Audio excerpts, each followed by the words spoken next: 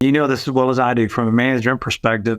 If you make the wrong decision, it not only affects the company, but it's going to affect all 65 employees.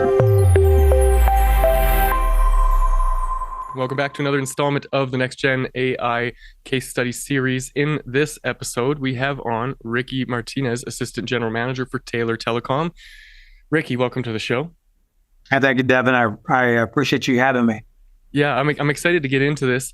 Before we go into the meat and potatoes of the conversation here, I'd like to start with a quick little background, kind of Cole's notes of who you are, where you came from, and how you ended up being the Assistant General Manager of Taylor Telecom. Well, I grew up in rural Texas, a small community of, a little over 700 people. And I had 15 people in my graduating class to tell you how small it was. But I went into telecommunications, got a degree in telecommunications, and started in actually the media. And then had an opportunity a few decades later after I got started to go into public relations for another telco in Texas. And I just fell in love with the industry. I fell in love with the progression of technology and left for a little bit to go into education. Did some coaching and IT director for a school district, and then came back about 6 years ago at Taylor Telecom and kind of just grown into my position currently. So I've been there from the get-go, seen it where we were with copper lines and the rotary phones, and you can go back to the old switches. So I've seen it to where it's at today, and man, it's just amazing how we've progressed over a shorter period of time. That's a lot of history to take in, from, I guess, the beginning of what we know to be telecom to what it is now. I'm sure there's been a lot of technological advancements that have kind of made you stop and wonder, where the future is headed and what we're up to, and all that kind of thing. Is there any notable events in your experience that kind of like you knew that this was a catalyst point in time where the industry was taking a major shift? I think when you go back and you start looking at the introduction of fiber as we know it today, you saw a huge progression on technology advancements. I go to the Consumer Electronics Show every year that's held in Las Vegas to see what the newer generation technologies are that are coming. And I remember going back, when, a long time ago and looking at things and going, there's no way, there's nothing possible that they're showing me that will actually come to fruition. And now I go see things, and within a 9-month period, I see some of those technologies in our networks and, AI equipment that has come into place, robotics that have come into place, all the things that we connect next generation to our internet. And I think fiber was the key to that, the light and what it brings to the table and how we can move and progress forward with whatever is coming our road with that pipe has really been a catalyst for advancement within our industry. I am fortunate enough to be of a generation who still had to experience the phone attached to the wall with the extra long cord, and then the fear of, while you're talking to your girlfriend on the phone, your mom's going to pick it up and listen in on the conversation. So watching some of the Star Trek movie type things, the media and all that, and seeing these ideas of us being able to communicate wirelessly through the air and not believing it possible, to just in the last, 20 years or so, getting to a place now where there is such an advancement that it's actually kind of starting to scare the general public in terms of like the introduction of AI and new digital tools and deep fakes and all that kind of stuff. Are you guys dabbling in new technologies right now? Are you part of the group of companies that are taking the charge and leading this technology into the future, or are you kind of cautious and taking a back seat to the whole thing right now? I think we work very hard to try to be a visionary as to what's coming down the road. I think for sure out in the field with our install technicians that we have there, install and trouble technicians, we got to make them aware of what could be brought into the network, right? They go out to a customer home. I mean, I never would have thought that we would have to worry about connecting that microwave or a bed to the internet because, you start talking about, that's very Jetson like. We have homes right now where we have guys that are GPS in their lawnmowers that are dockable, and they go out and they mow the yard while they're at work, and it's all GPS coordinate connected through the internet. So we try to stay on the cutting edge of what technology is doing and what's taking place. And what are we going to see? I mean, you go back to what you mentioned earlier, the days of the rotary phone on the wall and the extra long cord to be able to do that.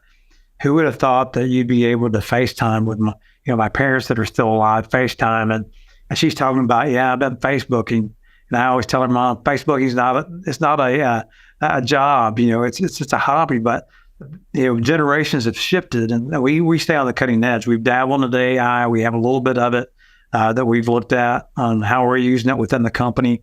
We have used the chat functionalities to our website that has some AI features to it. So that way, when someone comes in and is requesting some information or has an issue, I can direct where that needs to go within our departments. And that is AI driven on the front line of it within the first couple of questions. And then it goes to a department. So we stay on the cutting edge of looking what it is. I think it is concerning that when you have the large companies saying, hey, this needs to be regulated, if they're concerned, then we should be concerned, because they never say that. They never say, government, get involved in what we're doing. And I think that's what we have to be aware of. And I think you have to be engaged in it in order to see what's coming down the road.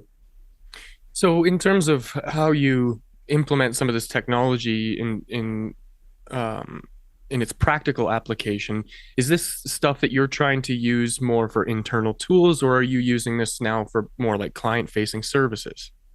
We're using it for internal tools right now. We feel that it's something we can control, something that we can maintain, and we can set boundaries of what we want to use and to what degree we want to use them.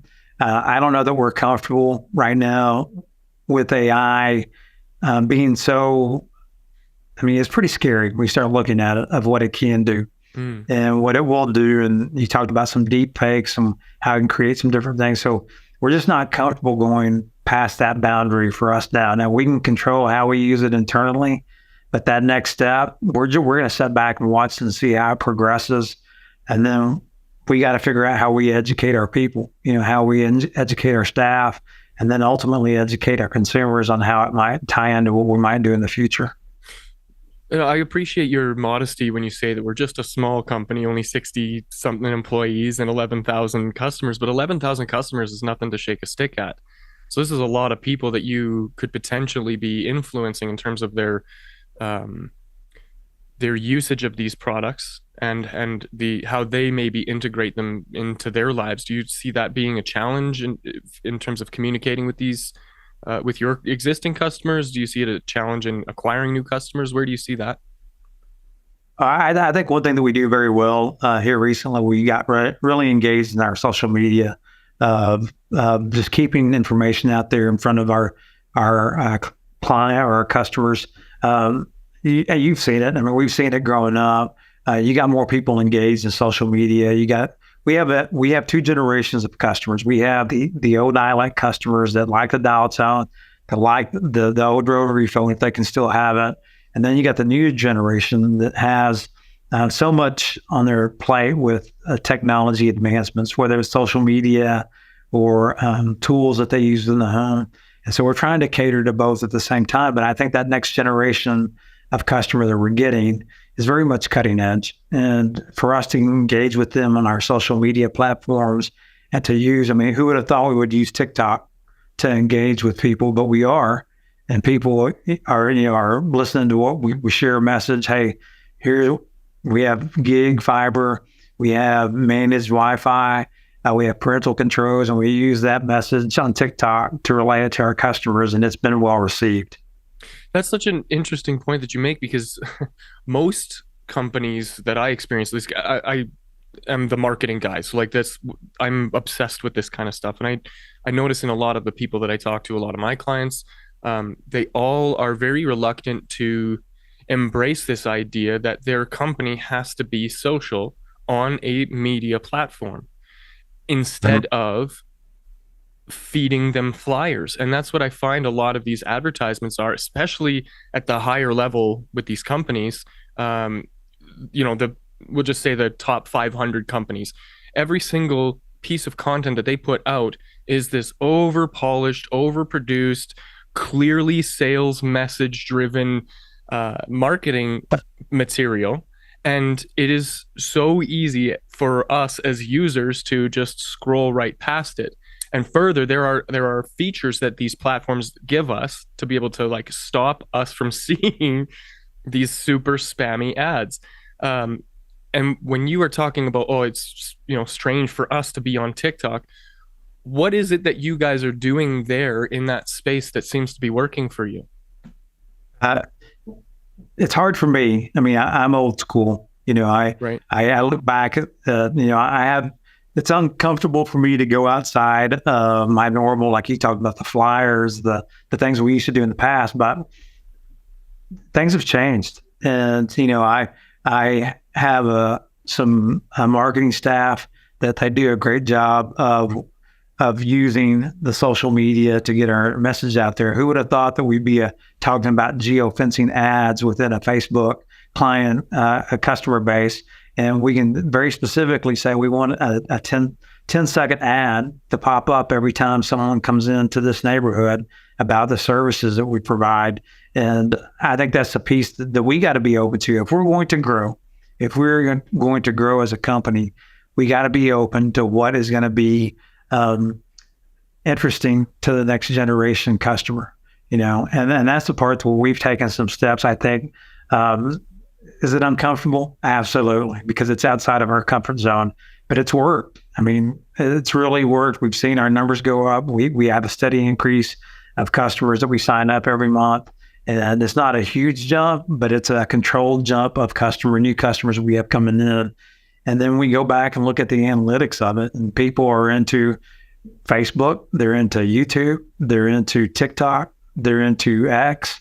The four mediums that, even 3 years ago were like, gosh, do we really want to step into that? But it's proof is in the pudding, and it's actually worked for us very well.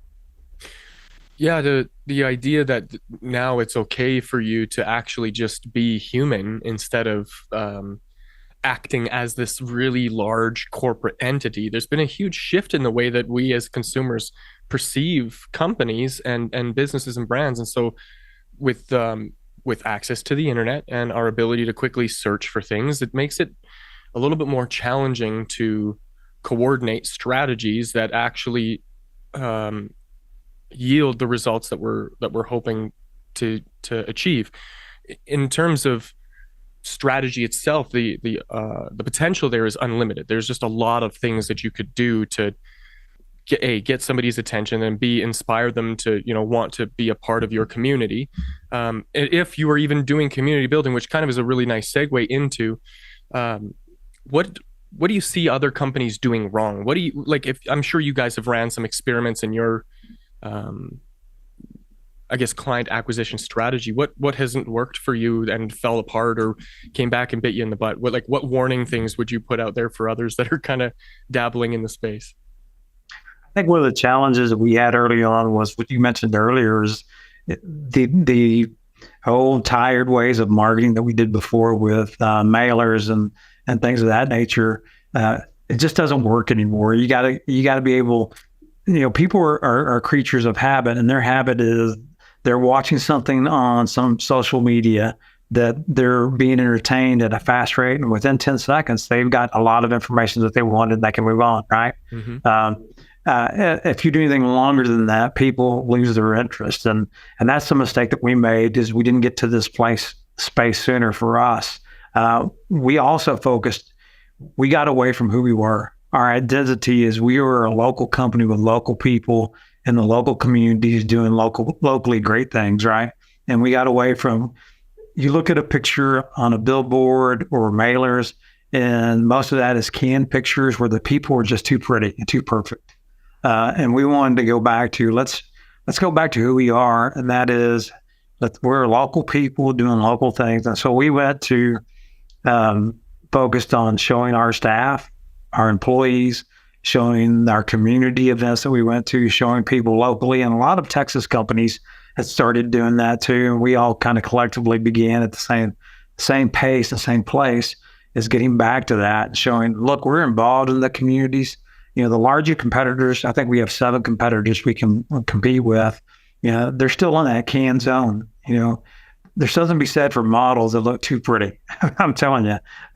And people get tired of seeing that. I think they want to see who's out there. And we went with that flavor. Let's show the local people that have the little kids that are out there doing things, or their grandparents that are out eating supper, or whatever the case may be. We wanted to show that local flair.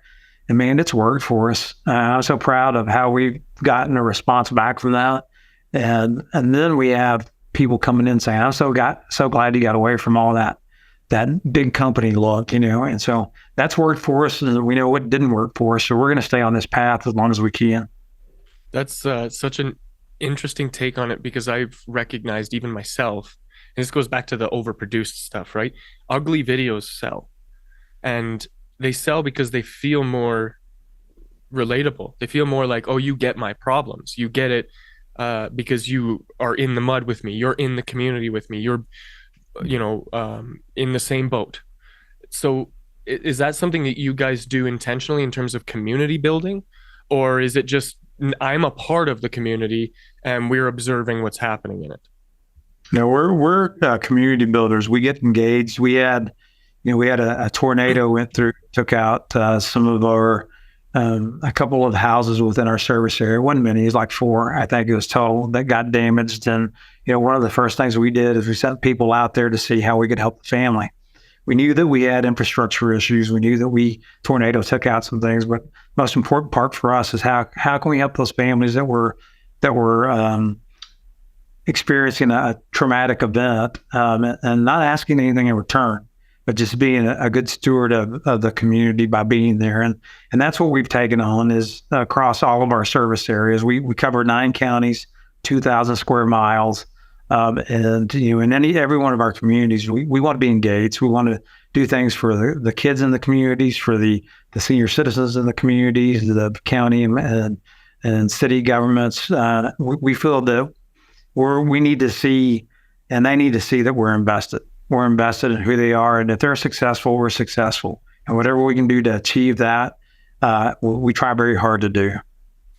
Rick, it sounds like you guys really have your finger on the pulse of the people that matter around you, in your community, the people that are your clients or your customers, the people that you're interacting with. Is that's something, obviously, I assume you're doing that intentionally. In the telecom industry, it's something that I find most companies miss. They miss the mark on it. They act, and it's, maybe it's due in part to the monopolization of some of these services. There's only so many players that can play the game at that high of a level. And so it makes it difficult for us as the general people to hold them accountable. What do you guys have in the way of customer retention or customer loyalty, or different programs that you guys are implementing that help continue to foster that and keep your customers happy? I think our biggest push, it's really not a program as much as it is a philosophy and mentality, and that's our customer service. You can still call up and you can talk to someone, good, bad, or indifferent. Sometimes if things are happening and people are angry, they can call up and they'll talk to someone. I get lots of calls on my desk when people have issues, not necessarily problems, but they want to talk about things at the federal level. They get mad about things that the federal government's doing in regards to telecom and broadband. And I field those calls. I still take those calls. I'm not too far gone into the management side of it to not try to help someone now with just listening to someone vent. And that's the identity. Yeah, I think we don't want to lose that. We don't want to lose who we were. We were established in 1951 as a small telephone cooperative to help rural America, rural Texas. And there's principles and values that we had, and that was helping your neighbor. And we don't want to lose that. And when we lose that, like you said, you start losing your identity. You start becoming something that you're not. And we don't want to do that. We still want to be that company that you can call, that you can talk to 24/7. If you're having issues, we can have a discussion. And if we have that, we believe that we have customer retention because they know they can still reach out to someone that's local and not someone that's based out of a different uh, huge city, and they just happen to have service in our area.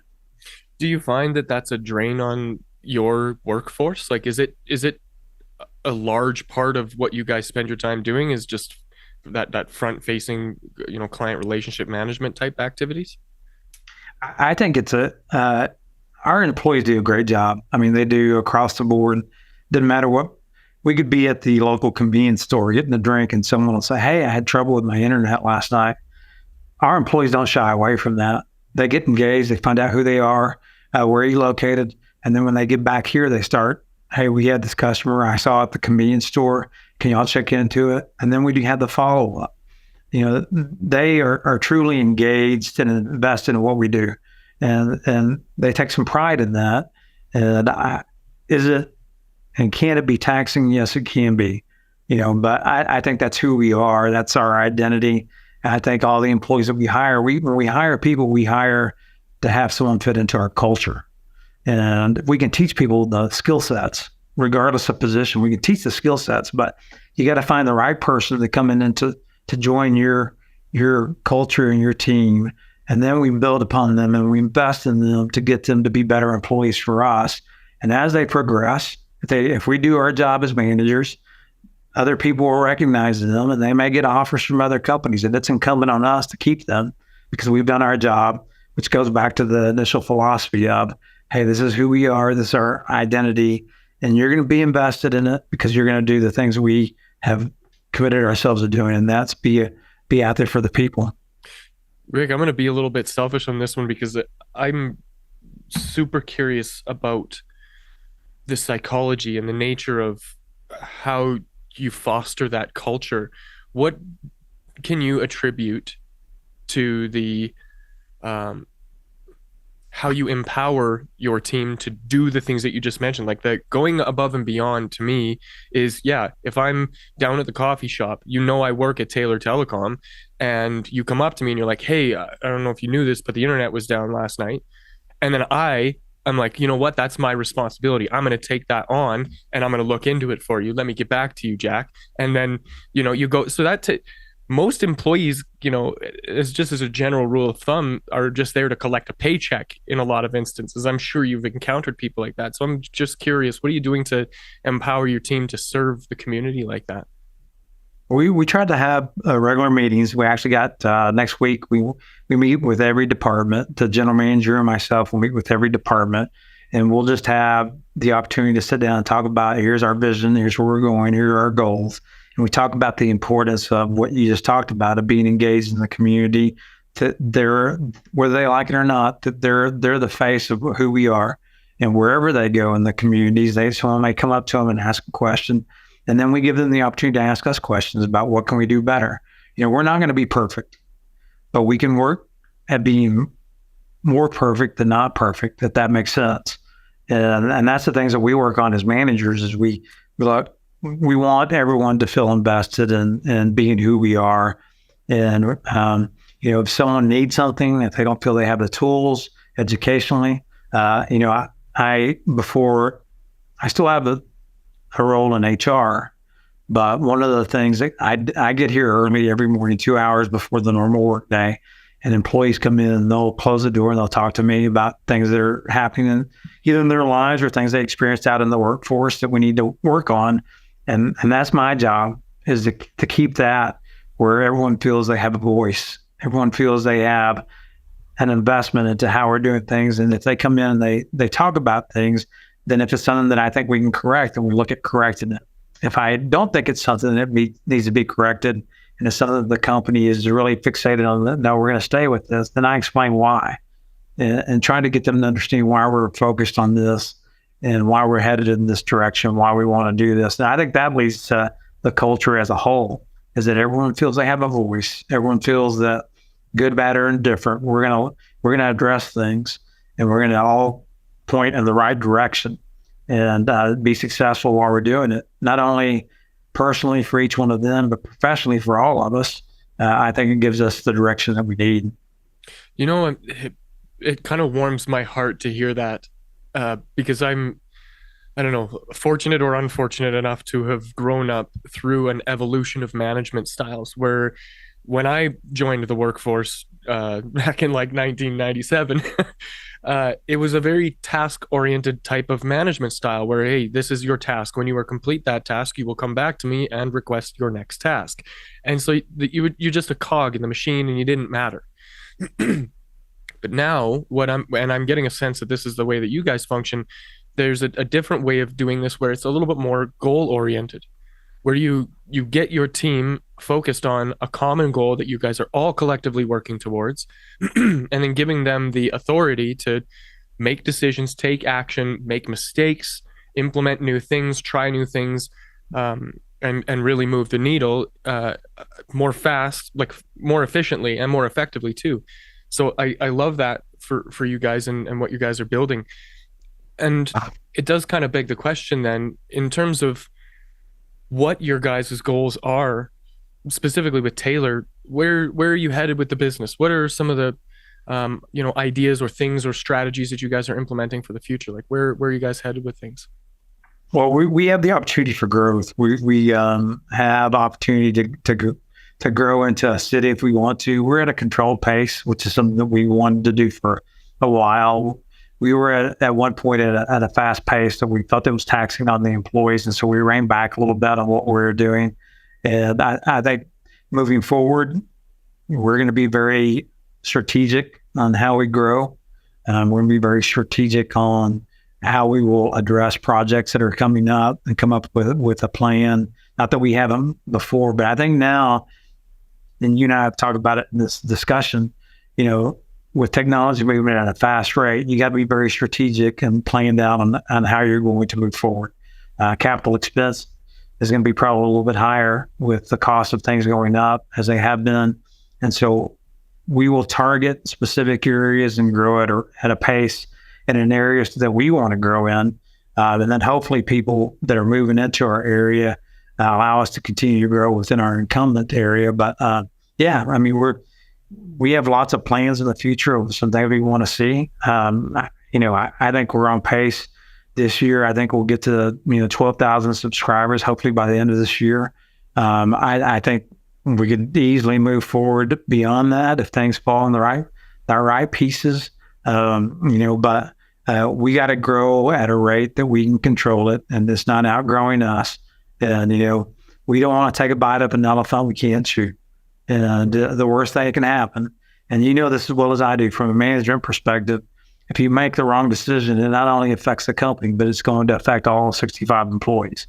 And, that's what being a general manager, we talk about every day, that we make decisions based on what's in the good, not only for the company, but all the employees and their families. And that's how we're going to target the future. And for your growth strategy type of stuff, when it comes to actually executing on the stuff, do you rely on a lot of that in-house? Is that an internal mechanism, or do you partner with other companies or make strategic alliances with other service providers to help spur that growth along? A lot of it's internal. A lot of it we discuss internally of some thought processes when we look at our service area and where we have the opportunity for growth. There is, obviously, you've heard all the money that's out there in broadband currently. They're in the state of Texas are waiting on BEAD to release their rules. The Texas Broadband Development Office has yet to release those rules. I was part of a working group with the governor's office on addressing some of that. But once those rules come out, there may be some alignment with some of our neighboring telephone companies that are out there, or broadband companies. We won't know until that comes out. So we are keeping we're keeping everything open as to what could take place for us in the future outside of our area, but internally within our network, within our footprint, it's all internal. And we're just trying to figure out what makes sense for us. But in that effort to figure out what works for you, are you guys keeping your eye on up and coming trends? Is there anything that you guys are specifically paying attention to that, maybe you're excited about for the future?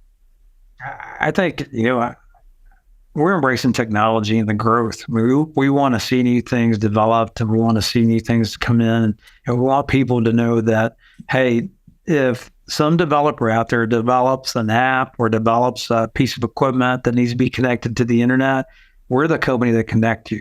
We're the best broadband company in this area that you can have, and we're going to help you get it connected, and we're going to help you figure it out, and we'll be there right beside you. I think that's the piece that we're embracing, is that we want technology to advance because we have a robust pipeline that's going to allow you to be able to do whatever you want. And that's what we want people to do, is that's what we're willing to embrace, and we're not afraid of it. We're going to engage in it. We're going to be active in it. And I think that's going to allow us to move forward at a fast pace. Awesome, man. It's so good to hear that you guys are leading the charge in terms of bringing some of these new technologies forward and not gatekeeping or standing in the way of them. That's a really powerful thing. I guess just to wrap things up here, Rick, one more, and I think this was going to be the most difficult question I've asked this whole interview. If you had one piece of advice for others in your position, what would that be? I think the biggest challenge we have as a company is gaining the trust of your employees. I think they have to trust that you're making the best decision possible, not only for the company, but them and their families. If you gain that trust, then they start engaging and investing in what you're believing in, right? And we all got to be on the same page. We got to be honest with them about, hey, this is why we're doing this. Here's why we're working on this. And then if you get that trust factor in there, I think, there was a movie, I think it was The American President, that there was a discussion about needing leadership. And there was a quote in there that I've never forgotten. And it said, people that are so thirsty will drink sand if they believe that you're telling them that sand is water. And that's leadership, right? I mean, Right. And you got to have that trust, and people got to trust that you're making the right decisions. And that's what we work on every day. So we want to gain everyone's trust. So again, we're not perfect, but I think that's a key factor, is if you're going to progress, you're going to move forward, you're going to be successful, you got to have the trust of your employees to be able to see your goals and your vision that you have in front of you, and collectively, all of you moving forward. Wonderful advice, Rick. I think anybody listening is going to benefit greatly from that. If somebody wanted to reach out to you to pick your brain further, is that something they could do? Absolutely. I'm wide open. I love to talk to people. I love sharing ideas. I gain a lot of knowledge by listening to people, talking to you or anyone else. Anything that I can gain to make me smarter. I've surrounded myself with a lot of smart people. So people believe maybe I'm smarter than I really am. But when I can talk to people that are really smart, it helps me out tremendously. So yeah, absolutely. And how would they go about doing that? Do they find you on LinkedIn, or do you got an email you'd like to give? Yeah, I'm on LinkedIn. You can look up Ricky Martinez at Taylor Telecom, and I'll pop up. You can email me at rmartinez@taylortel.org, and I'll respond to either one of them. I'm pretty active on LinkedIn. If you to go on there, and you'll see some stories of things that I share from my childhood that relate to business, and then also things that I engage in legislatively and regulatory wise. Well, you're a very generous person, as you have clearly showed us with sharing your time and your wisdom on this episode. Thank you for that generosity, and I'm looking forward to staying connected with you. I think everything that you've shared is super powerful and very helpful for anybody that's listening. So that's it for this episode. If you want to get a hold of me or anyone from my team, it's nextgencalls.com. Otherwise, that's it for this episode, and we'll see you in the next one.